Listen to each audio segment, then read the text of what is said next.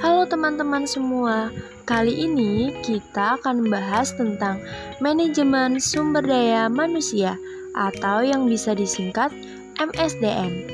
Yuk simak videonya.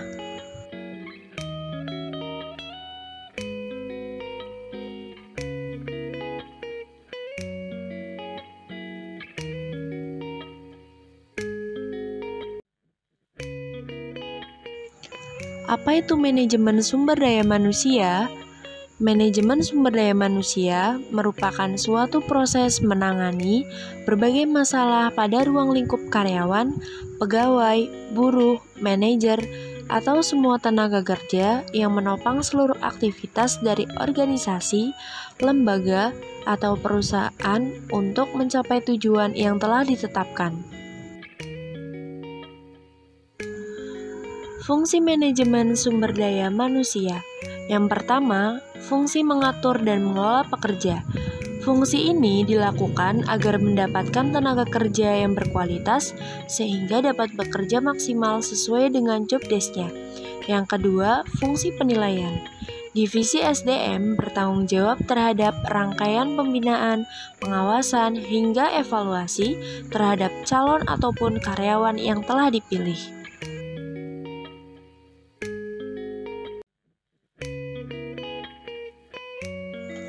Yang ketiga, fungsi penggantian atau kepuasan. Fungsi ini memberikan penghargaan atau pemberian balas jasa secara langsung atau tidak langsung kepada karyawan. Yang keempat, fungsi pelatihan dan penasihat. Fungsi ini merupakan suatu proses pembelajaran untuk memperoleh suatu keahlian, peraturan, konsep, atau sikap untuk meningkatkan kinerja para karyawan. Yang kelima, fungsi membuat relasi.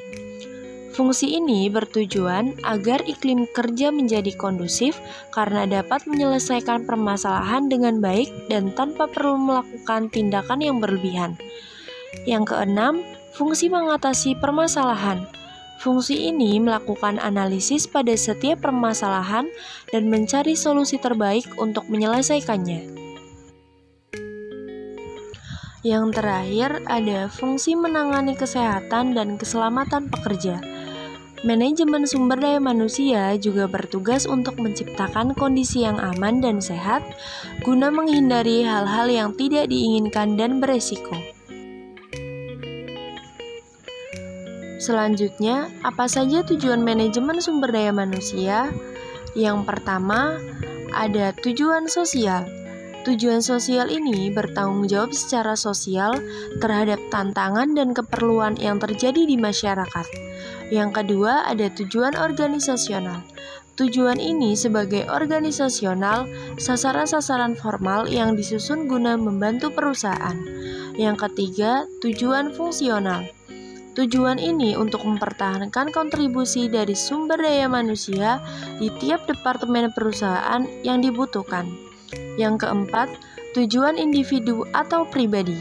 Dalam organisasi juga harus diperhatikan oleh setiap manajer, terutama manajemen sumber daya manusia, dan harus diarahkan dengan tujuan organisasi secara keseluruhan.